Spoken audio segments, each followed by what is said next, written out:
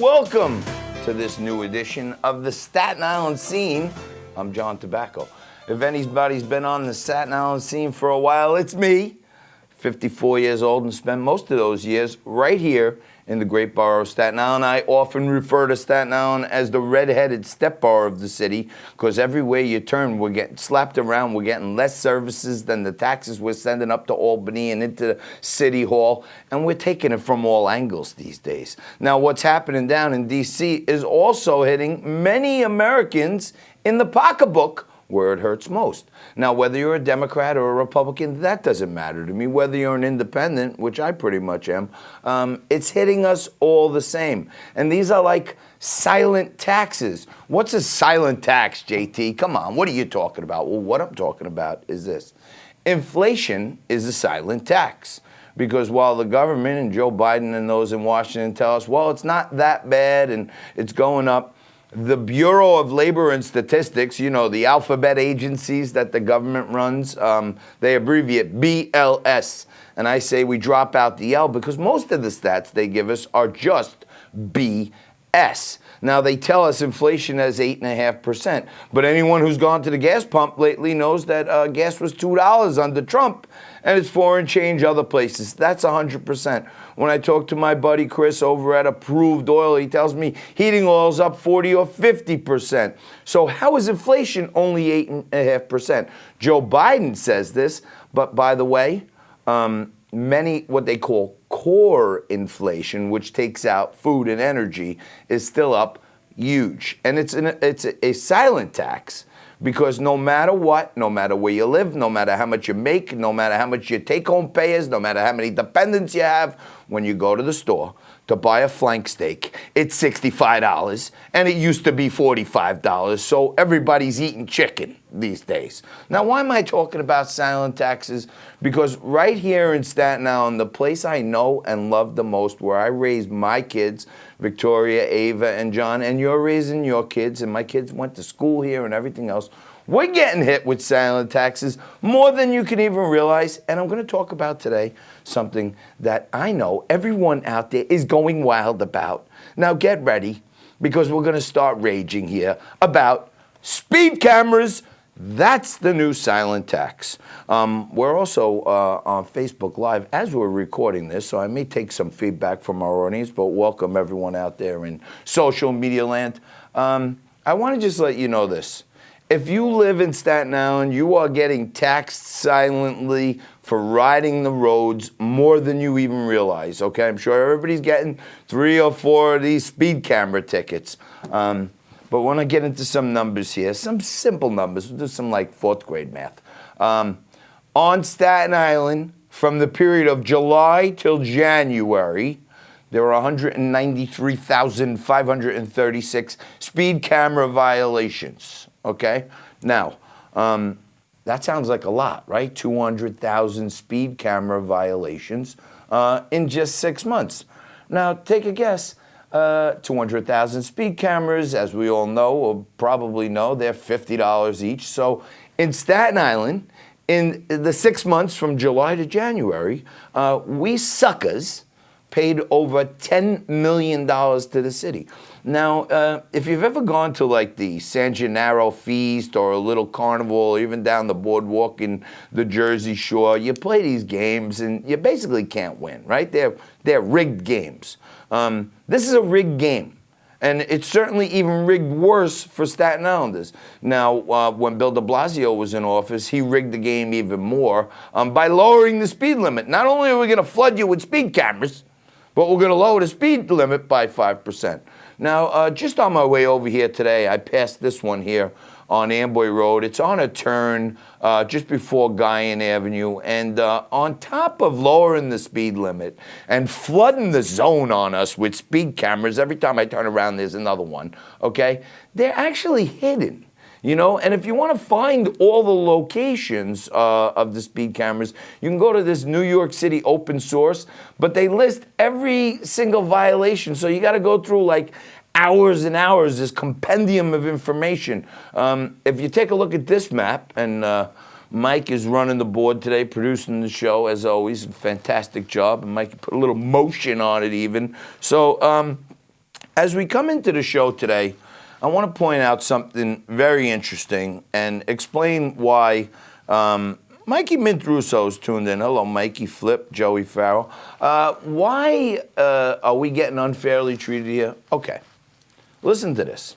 When speed cameras went into effect in New York City, they said, we're just going to put them near schools because it's dangerous around the schools.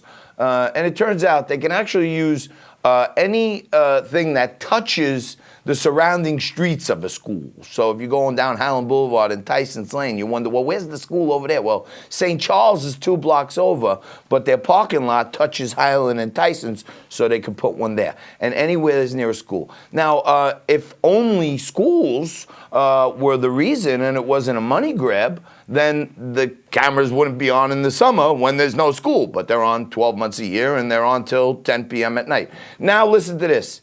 Here's where our suckers in Staten Island really get slapped around. When this law came into effect, and it's over in July this year, so call your Congresswoman Molly Atakis, call your state senators, call your councilmen, tell them, I want the speed cameras gone, because the law ends in July, so they're going to have to figure out if they want to renew it. Now, they said there can only be a maximum in the city of 750, and we're at the maximum for the city, okay? Unfortunately, Staten Island has 125,000 approximately, according to the Staten Island Advance. There's about 125 cameras on Staten Island. So what does that mean, JT? There's 700 in the city. There's only 125 in Staten Island. Doesn't sound that bad. Well, it is bad for this reason. Let's do some more. I like to do, and I'll do some more of this. Maybe I'll try to talk Mike into make it a cool graphic down the line. But I like to do fun with numbers, like simple math that the government hopes we don't do on our own. This is like 4th grade math, okay? There's 125 cameras in Staten Island. There's 750 in the city. Now, there are 7 million people approximately in New York City, and 400,000 approximately in Staten Island. So we have about 5% of all New York City's population, and we have about 18% of the cameras. So we're getting suckered, and we're getting hit over the head at a tune of more than 3 times the amount the rest of the people in New York City have to deal with. We got 3 times the cameras than our population asks for on a pro rata basis. We're being treated unfairly. Now, we just ran a thing, if you're living on Staten Island and you're watching this and you don't know, these are the top 5 revenue locations. Northbound on Page, I know that one, 600,000. On Goethals Road, westbound, 475,000. On Manor Road in Brielle, 337,000. Westbound on Seaview and Mason, 299,000, and westbound on Amboy and Woodhull, around 200 and change. I cut it off on when I sent it to Mike. I screwed him up on that. But the important thing that I want to tell you is this. We're getting screwed by these speed cameras, and you wonder why. Well, why do they have more in Staten Island than other places in the city? Well, because they know Staten Islanders are hardworking, middle-class folks, mostly homeowners, okay? And no matter what political affiliation, Staten Island's made up of red-blooded Americans with white picket fences and blue-collar jobs.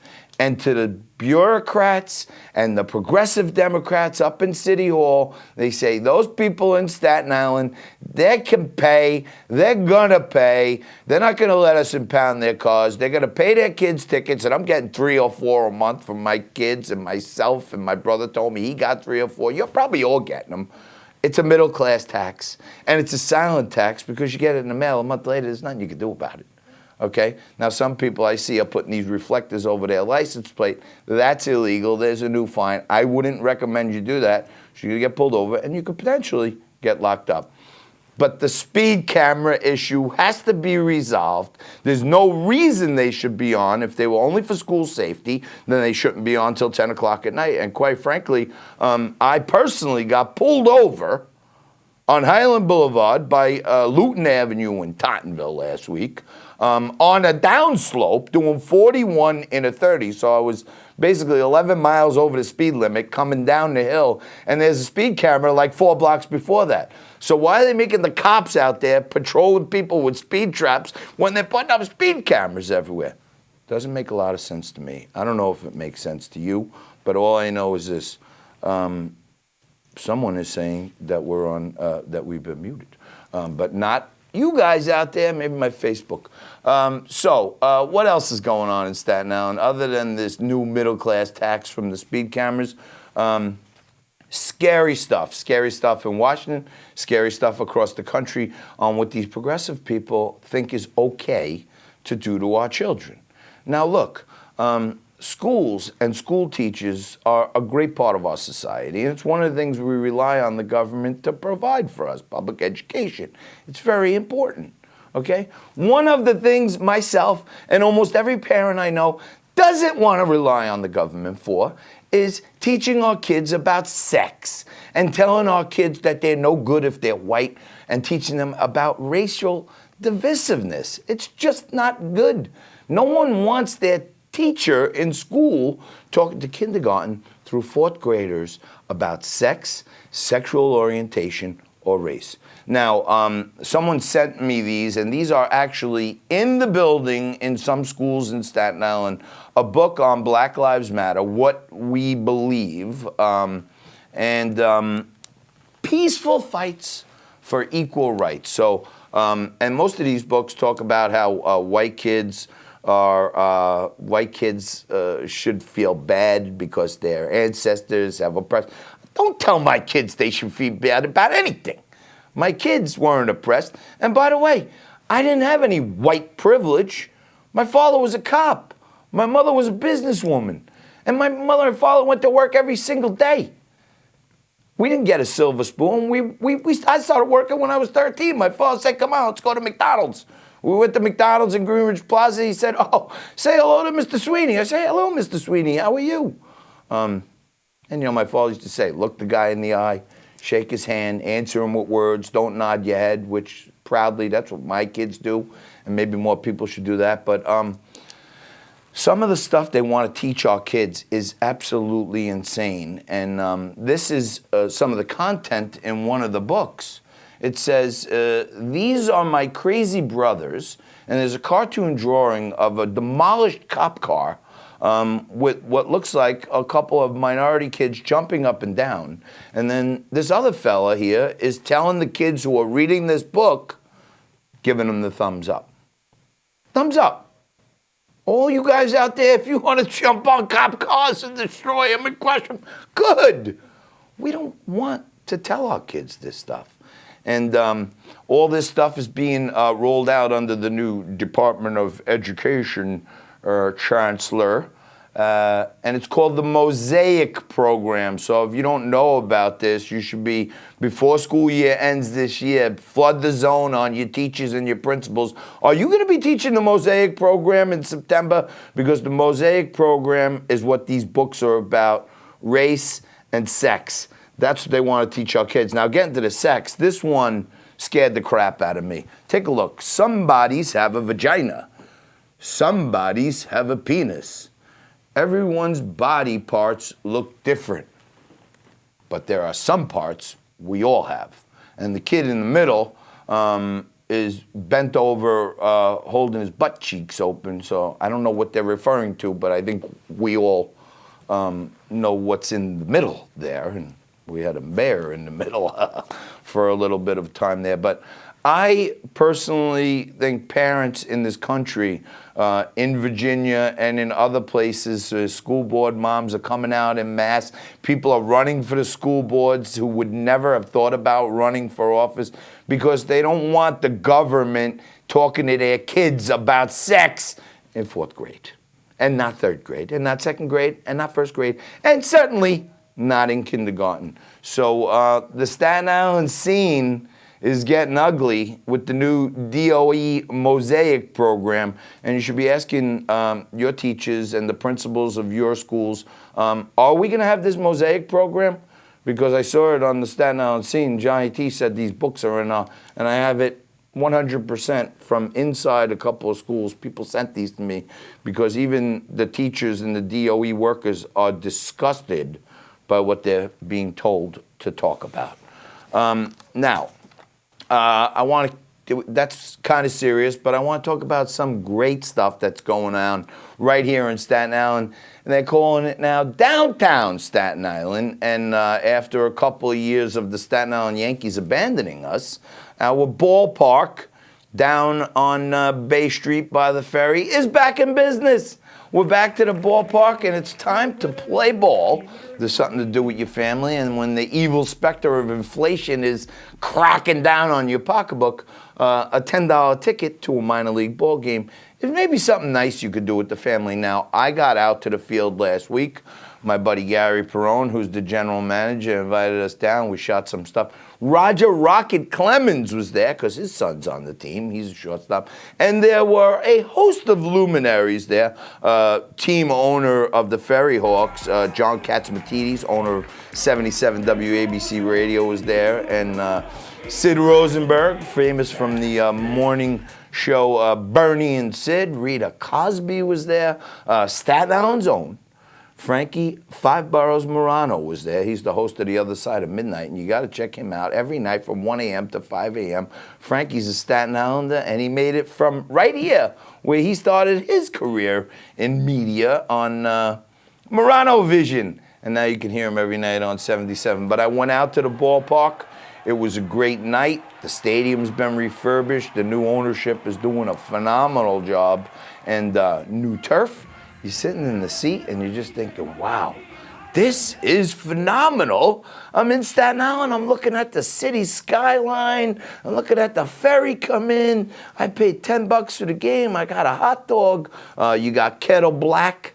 They got a couple of bars set up in there, so you could have a couple of cocktails. You could even have more than a couple of cocktails. I think you got whole bra in there. And they have this whole cool food court, which you got to go check out. They're calling it a taste of Shaolin, where lots of local restaurants are coming in and giving you your favorite foods right there in the ballpark. Ferry Hawks off to a little bit of a rocky start, but first season, and while they may not be hitting it out of the park on the field, to the new management and ownership and our borough president, who's working hard with them to make the stadium a family experience, Borough President Fasella, kudos to you guys, because you hit it out of the park by bringing downtown Staten Island back to life. Thanks for that, and I encourage you to get out to the ball game, get yourself some peanuts and Cracker Jacks, and have a great night there. I'm telling you, I had a ball, and I'll certainly be back. Now, today, before coming over to the studio, I was lucky enough to join the new borough president, Fasella, at a press conference that he held. And New York City Councilman David Carr was there, and Staten Island South Shore Councilman Joe Borelli's rep was there, and a rep from Assemblyman Charles Fall's office was also there, and many local restaurant owners were there. Now, those of you who don't know this, but I was one of the leaders of the resistance, pushing back, punching back, and fighting back against the lockdowns, against the draconian mandates. You know, we opened the tanning salon, we opened Mac's Pub. We sued the city. My attorney and Staten Island's attorney, I call him America's lawyer, Lou Gelomino, brought lawsuits against the mayor and the governor to get kids back in school, to get the indoor dining back reinstated, to get rid of masks. I mean, we've been fighting this thing on all fronts, okay? And for the most part, our former borough president was kind of COVID sensitive, so he didn't come out much. He didn't stand up for the restaurants and bars at all. Many people thought that, you know, he was kind of just waiting for his term to end because he didn't want to get too crazy.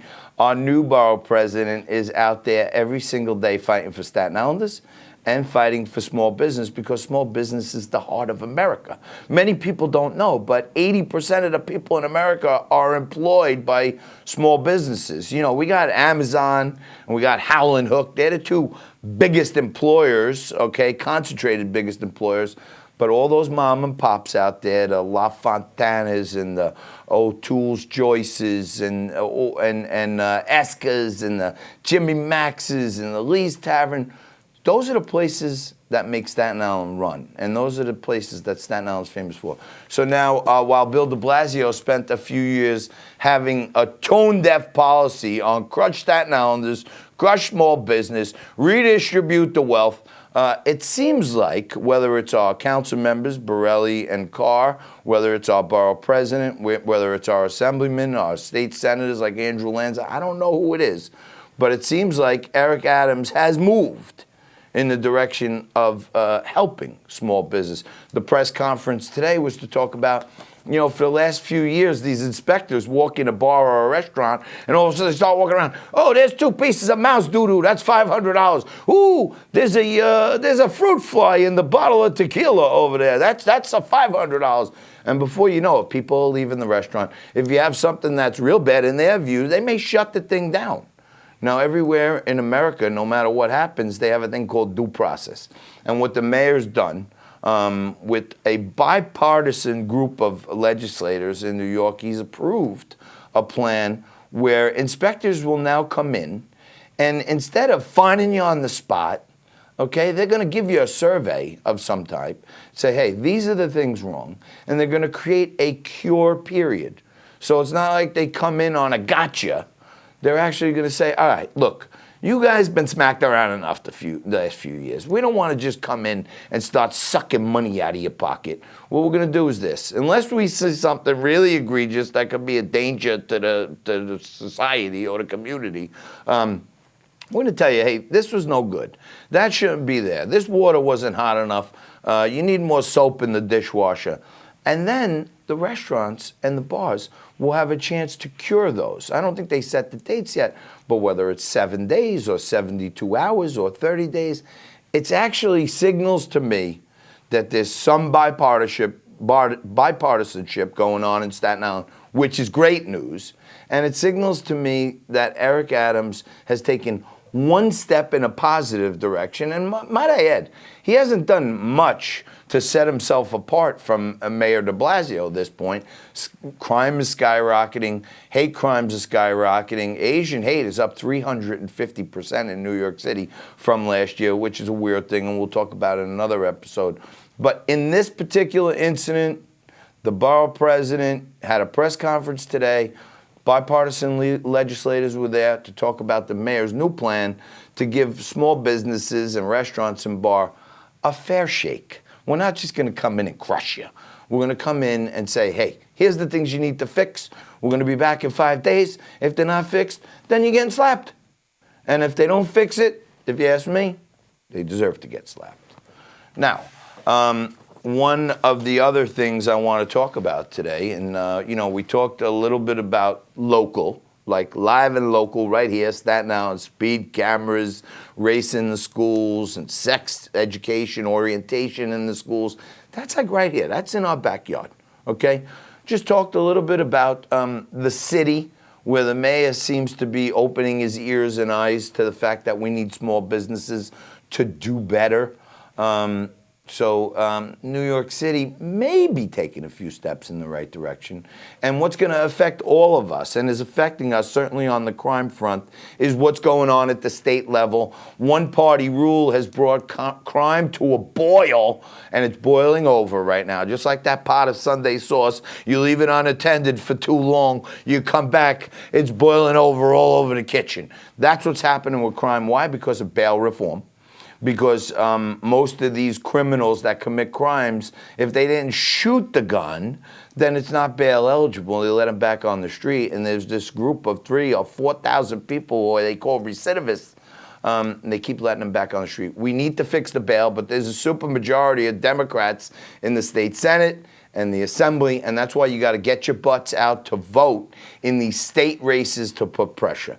And the most important thing to me coming up over the summer, we don't know when yet because they keep redrawing the congressional lines, is the race for governor.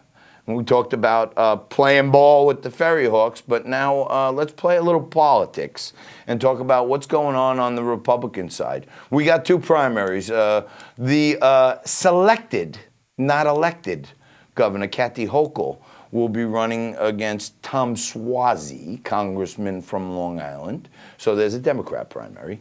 And there's a Republican primary where three guys are slugging it out. Now, Andrew Giuliani is the guy that I'm friends with. I love his father. I think he did a heck of a great job on New York City in stopping crime and bringing back economic development. And I think Andrew learned a lot at the knee of his father. But the party bosses across the state made their backroom deal, and Lee Zeldin is the endorsed Republican candidate. The congressman from Long Island, he's raised up the ranks over the years. He was a state senator, now he's a congressman, and he's running for governor. But lest we not forget, just a few years ago, Lee Zeldin was praising Andrew Cuomo, saying that he should be president one day. So keep your eye on the prize there. And finally, Rob Astorino, I think he was the Nassau County executive for a little while, former radio host, great guy, ran for governor before. He's in the race also. And it seems to me like it's a real battle royal going on for the governorship, which in my view is what we want. That's what the political process is all about. It's about voter choice. Give the people a lot of options. Hey, this is the best we got. It can't always be one person. So we got three Republicans. And it seems like the media, New York Post and others, be telling you that Lee Zeldin is the presumptive favorite and otherwise. But a recent Siena poll, and by the way, Siena polls usually lean a little left. So I would say they're no favorite of Rudy Giuliani. But a recent Siena poll said that Andrew Giuliani enjoyed a 47% favorability rate. Lee Zeldin, the New York Post and others' presumptive nominee, had a 27% favorability rate. And Rob Astorino is at 18%. So as it stands today, Andrew Giuliani leading in the only objective poll out there, 47-27 over Zeldin. But Zeldin's raised a boatload of money. He's got the party behind him. He is a great guy. He is a great American. He served our country. God bless him for that, for being in our military. Me, for my taste, I'll take a Giuliani every day of the week, and I'd love to have Rudy in there with his buddy Bernie Kerik telling Andrew how we can work on getting the crime back down, because that seems, to me, to be the biggest problem out there. My friend Debbie is saying that on the feed here that Lee Zeldin the Rhino. I don't know, but what I know is this. We got three great candidates, and you got to get out there and vote. Many Staten Islanders came out to the tune of 10 to 15,000 signatures for Andrew. So it seems to me our favorite here in Staten Island, as of now, is Andrew Giuliani. That's going to bring me to the end of my time this week talking about the Staten Island scene. I had a ball. I'm going to hopefully try to amp the show up where I can get to an hour, get some cool guests. Maybe we'll get the BP in here next month and tell us all the great things that are going on. And quite frankly, I started my television career doing some CTV shows from a little bar that many of you may remember, Tobacco Road in Annandale. And today, I'm on Newsmax on national cable, but I never forget my roots. I hope you never forget your roots either, because if we give up on Staten Island, we're giving up the ship. And my buddy Scott Lebedo always says it, never give up the ship. Until next time, I'll see you right here again on the Staten Island Scene on Staten Island Scene.